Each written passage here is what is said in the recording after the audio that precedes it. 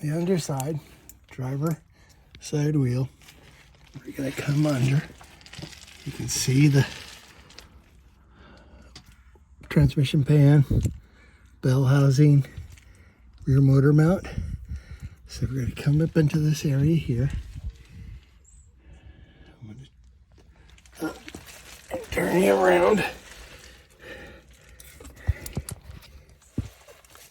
And we're up into this little zone here. So you have, it looks like a pre-converter here. You got a little bracket there. There's one screw there, way up here, and one right wherever it is. I can't see it, but you can see it on the screen. It's there. And undo both of them. You need to undo this little cable sheath from that clip there. So I'm going to do that. Okay, you're going to want to break them loose.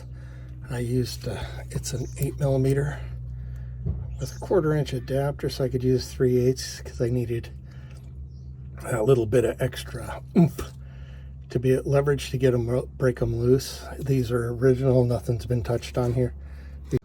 Once it's loose, just finger and loosen it, makes it easy. The other is just prying that cable connector out of the housing just a little bit, otherwise you're not going to get on that nut easily. And for the bottom one, you can see I got the socket on it, but what you'll want to do is as I bring it back down to how you really see it, you want to put a short extension on it so you can reach it and have the ratchet beyond the rusty pipe here, the axle shaft actually, that's right here, so you can actually get it loose. The black item's your crankshaft sensor, and the little sliver of silver is its hold down bolt. That's a 10mm. I had to put my phone up and into this area and look at the screen, and I could kind of periscope it to actually see where that bolt was. One is, see that empty hole and the little bolt hole just above it, kind of at what, 1 o'clock? That is actually where this goes back into. When you're putting it back in, push it in, but give it a little twist.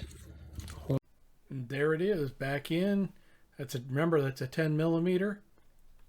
And then you just put the connector back on, put the heat shield in place, use the 2 small bolts to hold it down. Those use a 8mm socket, pop the wire cable back into its spot, and you're done.